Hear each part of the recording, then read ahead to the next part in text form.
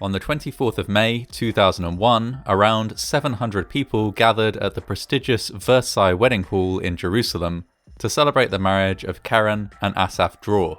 What should have been one of the happiest days of this couple's life, however, turned into one of the deadliest civil engineering disasters in Israeli history, and brought to light a systemic problem within the country's construction industry.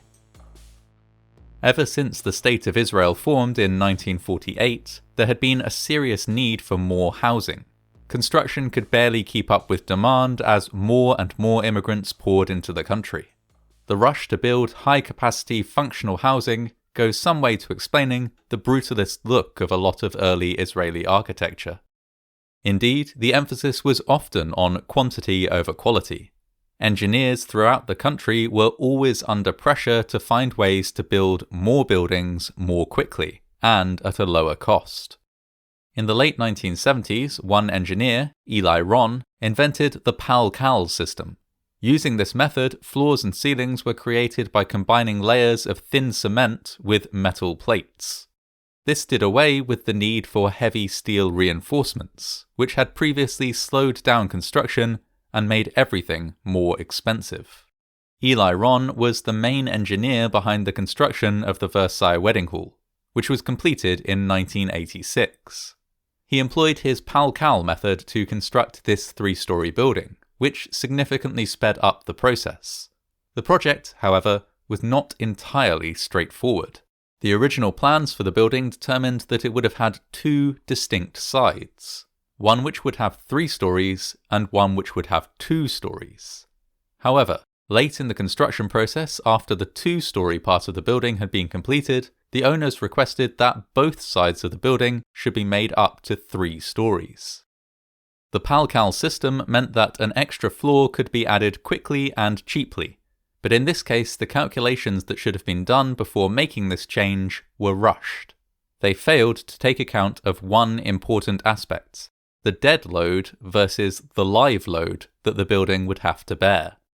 The dead load of a building is the weight of the building itself, the walls, ceiling, and floor.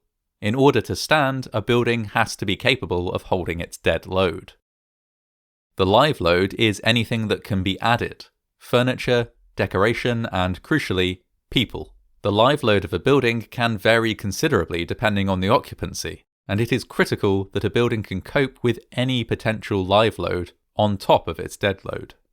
The side of the building that had the extra floor had originally been designed under the impression that it only needed to support the dead load of the roof. Large amounts of furniture and people were unlikely to be placed on the roof, and so very little live load was included in calculations. Another late change to the design did help to mitigate this issue though.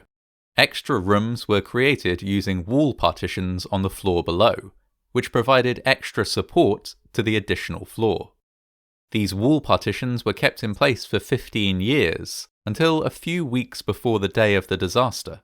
They were removed in order to create a more open-plan space, with the owners of the hall completely unaware that these dividing walls had actually been helping to hold up the floor above all this time. On the 24th of May 2001, 700 guests poured into the Versailles Wedding Hall to enjoy an evening of celebration. The wedding reception was to be held on the 3rd floor, in the Versailles Banquet Hall, where food was served. The dinner tables were set up along the walls to leave plenty of space in the middle of the hall for people to dance. As the evening went on, more and more guests congregated on the dance floor. At 10:30 p.m, all was well. Meals had been served, guests were dancing, the bride and groom were happy and surrounded by their friends and family. At 10:40 p.m, a shudder went through the dance floor. Seconds later, it collapsed straight down, taking around 400 guests with it. Remaining almost in a single piece, the floor pancaked down onto the floor below, causing that to collapse in turn. The combined weight of the 2nd and 3rd floor crashed easily through the 1st floor, before coming to rest at ground level. Back up in the banquet hall, shocked wedding guests were left looking at a gaping hole and a cloud of dust where, seconds before, hundreds of people had been dancing. The whole thing had been almost instant, too quick for anyone to react. Some guests were left stranded on isolated pieces of flooring, while others were able to grab children and relatives and evacuate the building. A call was placed to emergency services at 10:42 p.m, and the first ambulance was on site 2 minutes later. The scale of the destruction was immediately evident, and over the next few hours this first ambulance would be joined by at least 80 more from the surrounding area. In the first 2 hours after the floor collapsed, around 300 people were taken to 4 different hospitals around Jerusalem, but many guests could not be accounted for.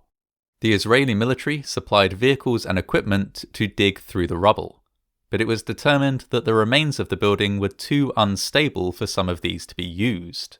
Instead, the majority of the work had to be done by hand. The rescue effort went on for nearly 2 days until the afternoon of the 26th of May, by which time 3 people had been pulled out of the rubble alive. No further survivors were found after this point. In total, 23 people died, and over 380 were injured. The bride, Keren Dror, suffered serious pelvic injuries, while the groom, Asaf Dror, suffered minor injuries. They were given adjoining hospital beds while they recovered. The dead were almost entirely their friends and family. In the immediate aftermath of the disaster, it was initially thought that the collapse was the result of a terrorist attack. This theory was quickly dismissed by investigators, who determined that the construction of the building had been at fault. 11 people were detained by police for further questioning, including the owners of the hall, the engineer Eli Ron, and several other engineers who had worked on the building. Investigators determined that the use of the Pal-Cal method was one of the most significant factors in the collapse, but that it alone was not to blame. In the weeks leading up to the wedding, following the removal of the load-bearing partition walls, the floor had started to sag. The owners of the building noticed, but considered it to be a purely cosmetic issue. They attempted to level out the sag using filler, but rather than fixing the problem, this only increased the dead load on an area that was already dangerously weak. The Pal-Cal method of building was known to be dangerous. In fact, it had been banned by the Israel Standards Institute in 1996, 5 years before the wedding hall disaster. In 1998, an Interior Ministry directive had instructed all municipalities and local authorities to inspect buildings that were constructed using Pal-Cal, but this directive had mostly gone unheeded. The investigation revealed a culture of lax enforcement of building regulations, as well as allegations of corruption. Another immediate safety check of buildings that had been built using the Pal-Cal method was ordered, and though this time it was actually carried out, only one building was closed down as a result.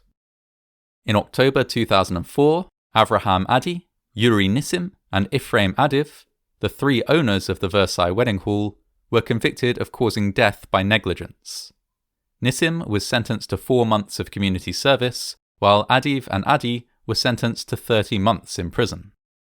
In 2007, Eli Ron was also convicted of death by negligence and was sentenced to 4 years in prison, while 3 other engineers that had worked on the construction were convicted and sentenced to between 6 and 22 months in prison. The Versailles Wedding Hall was subsequently demolished, and a memorial for the victims was erected across the street from where it had once stood. While the memorial was undoubtedly appreciated, it would take 15 years for any of the victims of the disaster to receive any compensation. While stressing that it was not an admission of guilt, the state eventually paid the equivalent of around $32 million to the families of the dead and injured guests. A special committee set up in the wake of the disaster made several recommendations as to how a repeat of the accident could be avoided. However, these recommendations were not all implemented. In 2011, State Comptroller's Office Director General Shmuel Golan said, 10 years after the disaster, and we're still in a situation where the quality of construction is left largely unchecked. To this day, many buildings that were built using the Pal-Cal method stand in Jerusalem.